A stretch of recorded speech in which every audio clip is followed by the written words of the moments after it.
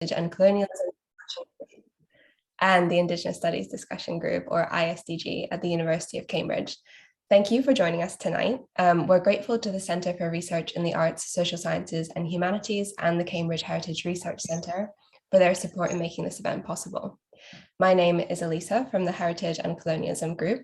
I'm in the final year of my PhD looking at Indigenous rights to heritage and the environment in Thailand, and I'll be moderating the session today.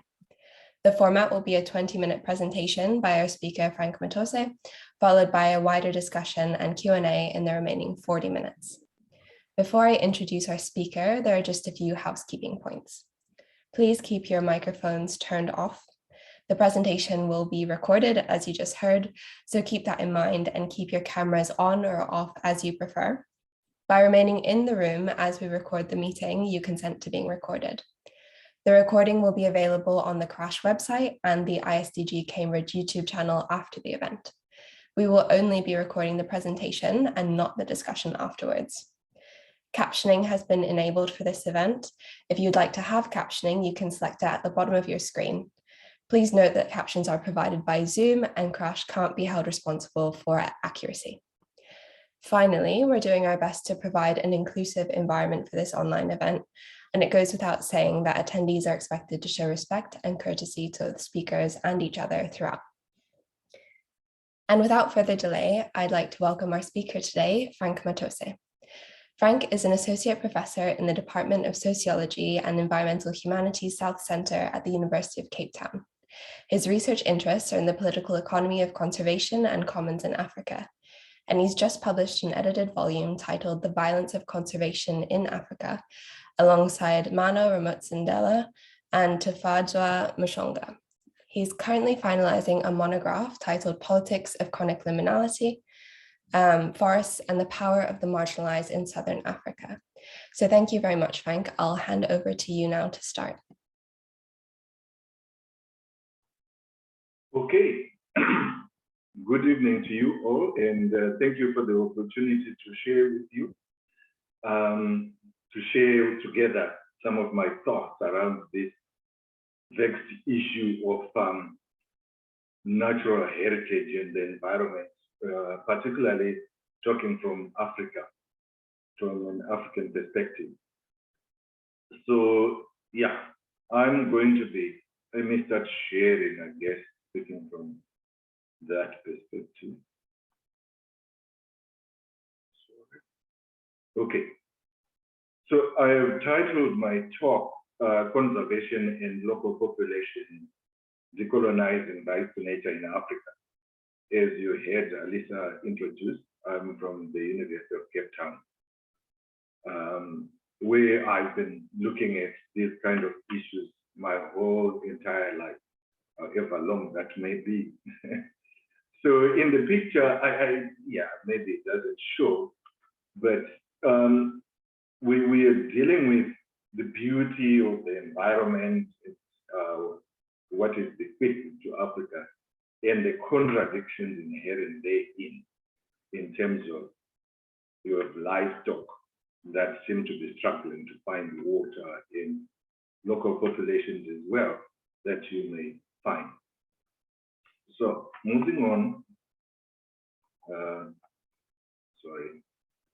So in terms of how I'm going to talk, I'm going to focus on the, draw quite a lot from the book that we just published that Alisa introduced, which is the culmination of a lot of work in the Environmental Humanities South Centre at University of Cape Town with students and other colleagues.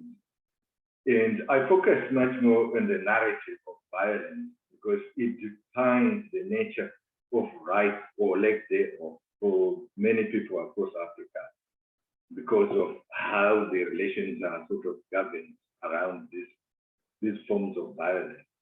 But also in my talk, I will perhaps emphasize the issue of continuities in conservation practices by post-colonial states and what gives to these underlying conditions that give rise to violence.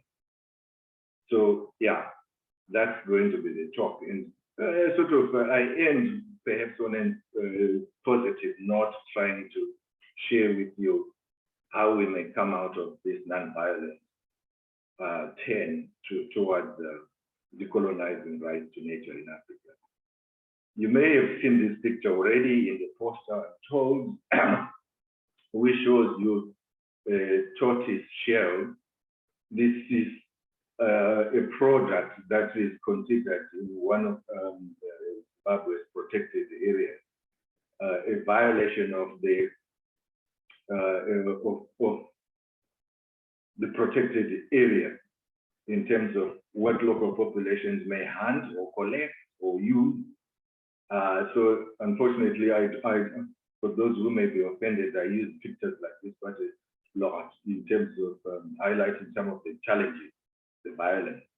Violence that ends up being meted out to non-human forms like this tortoise, but also violence meted out to populations, human populations as well, because of what they do use culturally in terms of their heritage.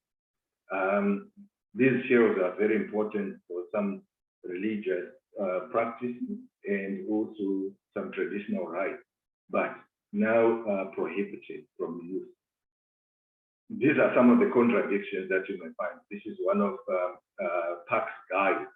Park's guard, as you can see, is in military fatigue, which in turn also indicates a nature of violence in terms of our rights to those natures may be enforced around a lot of protected areas across Africa especially.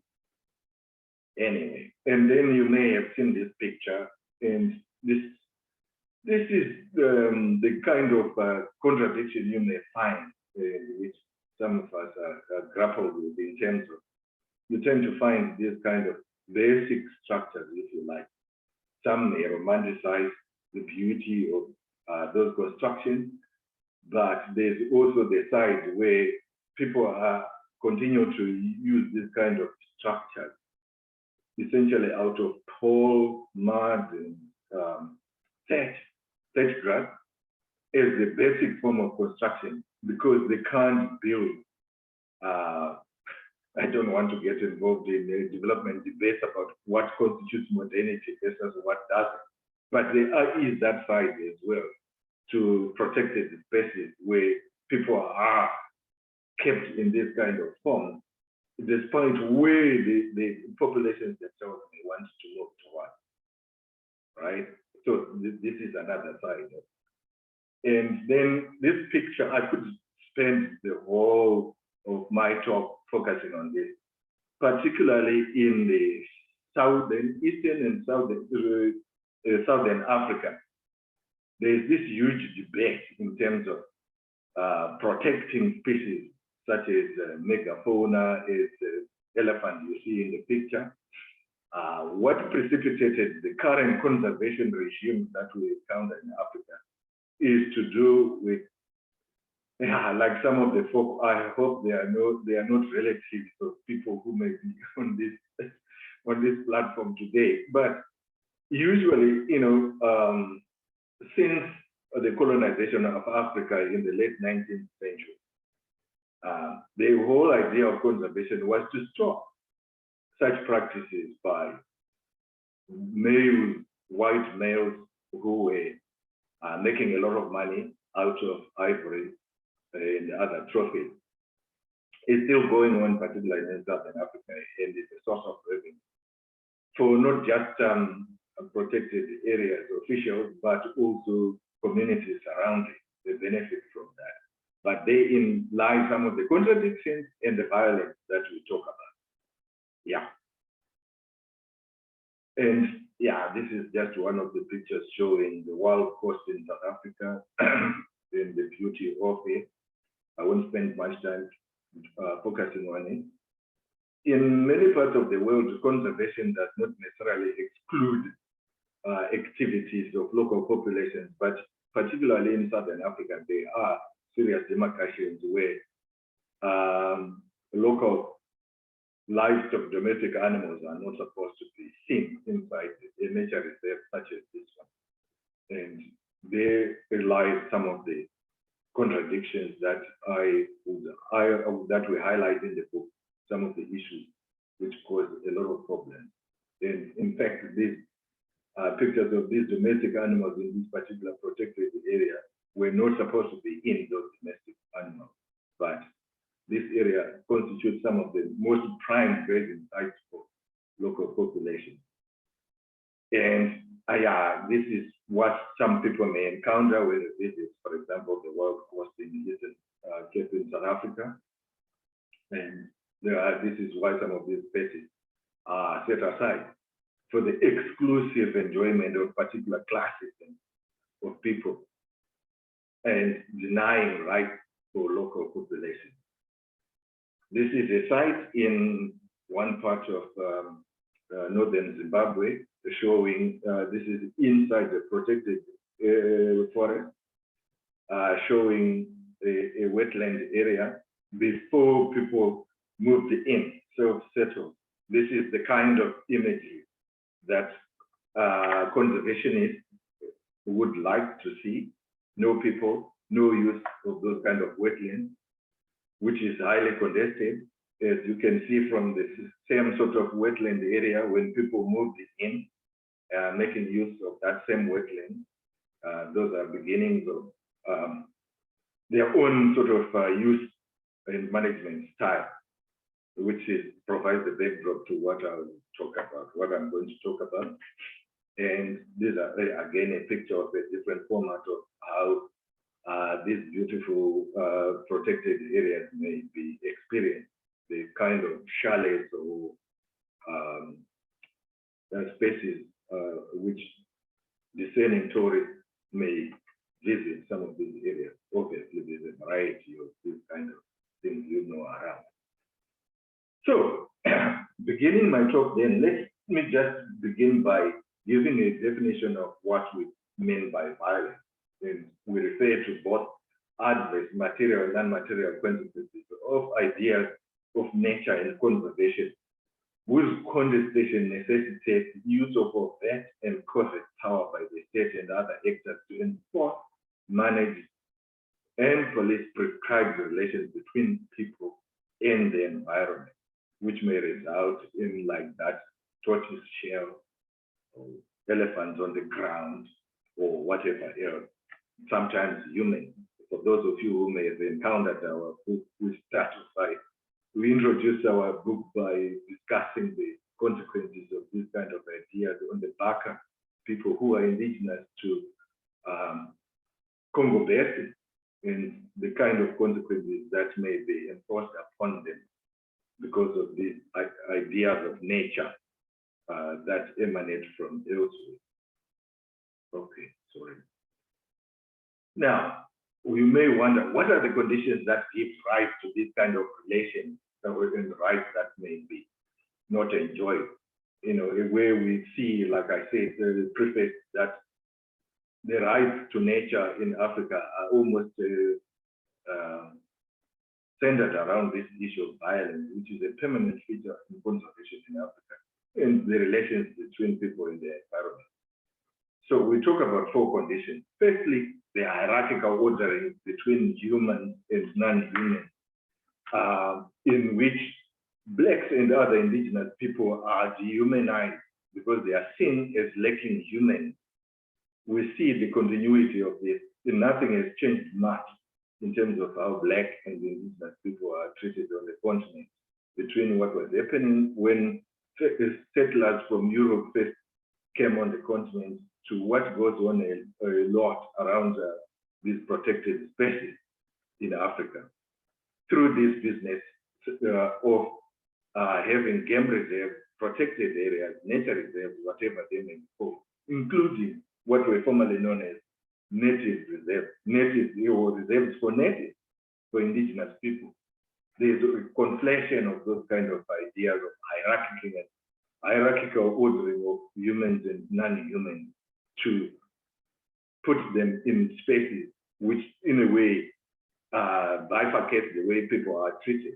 In these kind of spaces, they are not treated as citizens, but as subjects, while in urban areas, more affluent areas, they are treated as humans and citizens with rights. And it necessarily leads to people, but not just people themselves, where there are this binary or contradiction of people being hunted. Animals being hunted as well, hunted versus hunters in terms of the kind of relation that people may endure in those kind of spaces. Then the second condition I want to talk about is this introduction of global environmental agendas on the continent. This continues unabated in the sense that, and we pose a question ourselves in relation to this issue of how ideas or agendas of environmental or about the environment and nature on the continent are crafted from elsewhere. We were just mulling about the idea of, you know, if you look at most of political parties, the ruling parties across the continent, especially south of the Sahara, you would be amazed to find one single party, and I stand corrected here, but to most of our experiences, most ruling parties across the African continent, in their manifesto, there is nothing that addresses environmental issues in nature. What does that tell us then? So global green agendas and so on, and non-state actors then occupy that space, you know. However, those problematic those ideas may be, it really leads to problems, which is the next issue that we raise in the book, in terms of the inability of African states to regain resource sovereignty.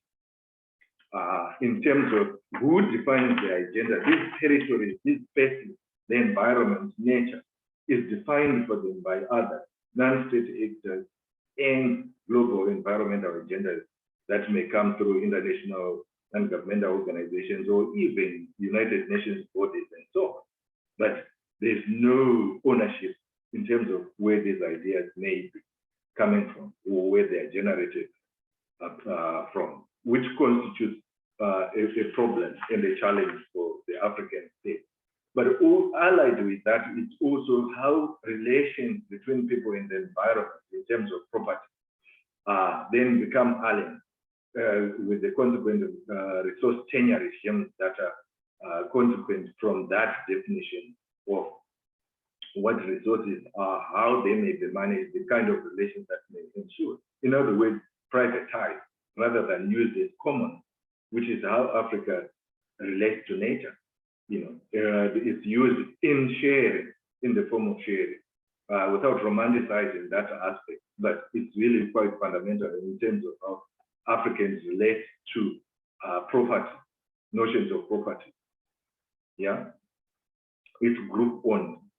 And then fourthly, which has been talked about elsewhere, this whole notion of neoliberalization of conservation. What neoliberal conservation has instead done is to return the old commodification of nature, you know, a colonial template with dire consequences for local people. In particular, for the market-based mechanism, they have seen the proliferation of dominant economic activity in conservation areas, specifically characterized by the creation of material spaces for economic investment.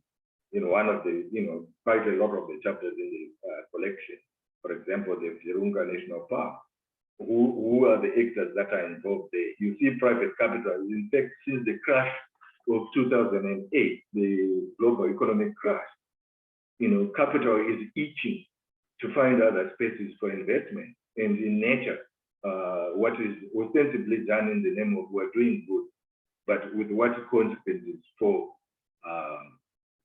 local populations in those areas. This is one of the conditions which lead to this kind of relations in Africa.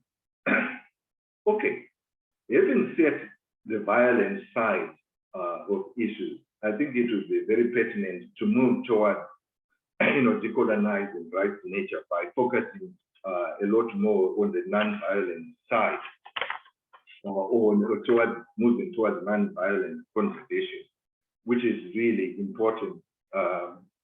And in terms of our own perspective, non-violence, we are talking in terms of relational and in whatever form it may take. The state and other organizations to work together in protecting the environment. And non-violent conservation entails the care of non-humans without compromising the rights and well-being of humans, and requires fundamental changes to the idea of conservation, the spaces in which conservation takes place, and the practices of government and financial of the conservation enterprise. So it has those kind of wide-reaching consequences. And we raise three particular ways by which non-violent conservation may take place. Obviously, the one fundamental one has to do with ideology and policy intervention that center on the humanity of people and not the dehumanization of people. To treat people in these environments, naturally endowed environments, as people who are human beings and not as other non-humans. And then, secondly, to focus on the practices around, around the practices of people around nature in terms of the relations that may ensue from there. Firstly, by focusing on treating people or populations around those particular areas as citizens, not as subjects. But secondly, and you may have seen this already talked about by Robert Fletcher and Bram Busher in terms of creating economic opportunity for populations in those areas. They depend on nature for their life, but there needs to be other alternatives or moving beyond that.